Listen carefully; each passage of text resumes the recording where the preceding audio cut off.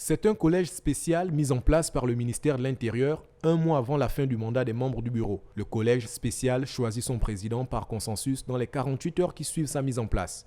Le bureau du Centre gabonais des élections se compose d'un président, deux vice-présidents, deux rapporteurs et deux questeurs selon l'ordonnance 004/PR/2018, modifiant, complétant et supprimant certaines dispositions de la loi numéro 07/96 du 12 mars 1996 portant dispositions communes à toutes les élections politiques.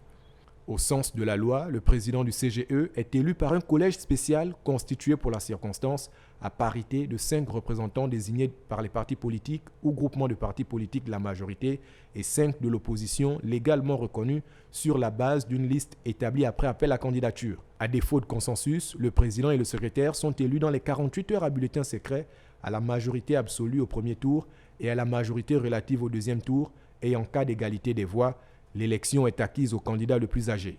Pour prétendre à la fonction de président du CGE, il faut être un haut cadre de la nation, reconnu pour ses compétences, sa probité, son intégrité morale, son honnêteté intellectuelle, sa neutralité et son impartialité.